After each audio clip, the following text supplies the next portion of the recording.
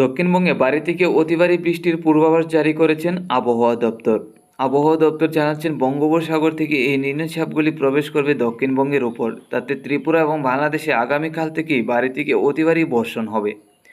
এছাড়া বঙ্গোপসাগরে যে ঘূর্ণাবর্ত তৈরি হচ্ছে আগামী 5 তারিখ থেকে, এই ঘূর্ণাবর্ত থেকে ঘূর্ণিঝড় তৈরি হওয়ার সম্ভাবনা আছে কিনা তাও আমরা দেখে নিচ্ছি। আমরা চলে এলাম সরাসরি লাইভ ট্রেকিংয়ে। দেখুন, আমরা দেখতে পাচ্ছি আগামী 8 তারিখ পর্যন্ত বঙ্গোপসাগরে এই ঘূর্ণাবর্তটা থাকবে, তাতে কোনো উপকূলের মধ্যে এই ঘূর্ণাবর্তটা ল্যান্ডফল করবে না। তো 8 তারিখের পর থেকেও যদি এই ঘূর্ণাবর্তটা বঙ্গোপসাগরের মধ্যে থাকে, তাহলে কিন্তু এই ঘূর্ণিঝড়ের বা এই ঘূর্ণাবর্তের গতিবেগ বাড়তে পারে এবং নিম্নচাপও বাড়তে পারে। এখনও পর্যন্ত আমরা দেখতে পাচ্ছি আগামী 8 তারিখের মধ্যে ঘূর্ণাবর্তটা থাকবে মায়ানমার, উড়িষ্যা, কলকাতা, এছাড়া বাংলাদেশের উপকূল ধরে মধ্য বঙ্গোপসাগরে, বঙ্গোপসাগরের উত্তরের সাইড নিয়ে বঙ্গোপসাগরের মধ্যে ঘূর্ণাবর্তটা থাকবে। তাতে আগামী 5 তারিখের মধ্যে ঘূর্ণাবর্তের পাক শুরু হবে। 6 তারিখ থেকে ঘূর্ণাবর্তটা সুস্পষ্ট হবে। 7 তারিখের মধ্যে এই ঘূর্ণাবর্তটা বঙ্গোপসাগরে থাকবে। 8 তারিখেও ঘূর্ণাবর্তটা বঙ্গোপসাগরের মধ্যে থাকতে যাচ্ছে আমরা দেখতে পাচ্ছি। তো এই ঘূর্ণাবর্তটা যদি আগামী দিনে কোনো উপকূলে প্রবেশ না করে বঙ্গোপসাগরের মধ্যে থাকে, তাহলে কিন্তু গতিবেগও বাড়তে পারে, নিম্নচাপও বাড়তে পারে এবং ঘূর্ণিঝড়ের রূপ নিতে পারে। তো পরবর্তী দিনে পরবর্তী আপডেট নিয়ে আসবো এবং প্রত্যেক দিন আমরা নজর রাখবো।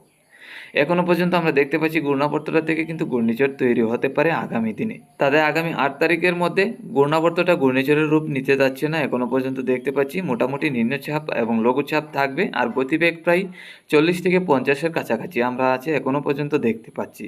তাতে আগামী দিনে এই ঘূর্ণাবর্ত থেকে ঘূর্ণিঝড় কিন্তু তৈরি হতে পারে। তো এখন চলে যাচ্ছি আজকে এবং আগামীকাল কোন কোন জেলায় কী পরিমাণ বৃষ্টি হবে। ভারী থেকে অতি ভারী বৃষ্টির যে পূর্বাভাস জারি করেছেন আবহাওয়া দপ্তর, কবে থেকে ভারী থেকে অতি ভারী বর্ষণ আসছে। আজ 3 সেপ্টেম্বর মঙ্গলবার 2024। আজকে সকাল থেকে দেখতে পাচ্ছি বাংলাদেশ এবং আমাদের ত্রিপুরা রাজ্যে, এছাড়া উত্তরবঙ্গে শিলিগুড়ি, আলিপুরদুয়ার, গুয়াহাটি সহ নিম্নচাপ আছে, তাতে কোনো রকমভাবে বৃষ্টি নেই। এরই মধ্যে রয়েছে আংশিক মেঘলাভাব। আজকে দুপুরের মধ্যে গেলে এই নিম্নচাপটা কিছু বাড়তে পারে, তবে আংশিক মেঘলাভাব থাকবে আমাদের ত্রিপুরা এবং বাংলাদেশের একাধিক জেলায়। পশ্চিমবঙ্গে বৃষ্টি হতে পারে, তাতে আংশিক মেঘলাভাব থাকলেও বৃষ্টি হবে না। 28 থেকে 29-এর কাছাকাছি থাকবে তাপমাত্রা। আজকে বিকাল থেকে সন্ধ্যা রাত্রির মধ্যে হালকা থেকে মাঝারি বর্ষণের সম্ভাবনা বাংলাদেশ, আমাদের ত্রিপুরা, আসামে, শিলচরে। তাতে বাংলাদেশের রাজশাহী, ঢাকা এবং খুলনার মধ্যে অতি ভারী বর্ষণের পূর্বাভাস আছে। আজকে মধ্যরাত্রির মধ্যে গেলে ভারী থেকে অতি ভারী বৃষ্টি হতে পারে বাংলাদেশের সিলেট, ময়মনসিংহ, ঢাকা, কুমিল্লা, আমাদের ত্রিপুরা, আসামের শিলচর এবং চট্টগ্রামের মধ্যে। এছাড়া বাকি জেলাগুলি পরিষ্কার। আগামীকাল সকালের মধ্যে গেলে মেঘলাভাব থাকলেও বা নিম্নচাপ হালকা পাতলা থাকলেও তেমন বৃষ্টির সম্ভাবনা নেই।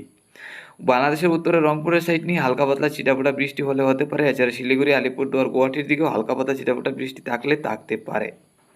আগামীকাল দুপুরের মধ্যে গেলে আংশিক মেঘলাভাবের সাথে তাপমাত্রা থাকবে 32 থেকে 33-এর কাছাকাছি।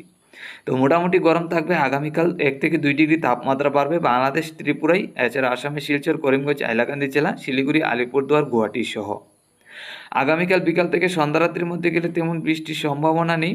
আংশিক মেঘলাভাব থাকলেও তেমন বৃষ্টি হবে না বিকাল থেকে সন্ধ্যা রাত্রির মধ্যে। তবে মধ্যরাত্রির মধ্যে গেলে ভারী থেকে অতি ভারী বর্ষণ হতে পারে।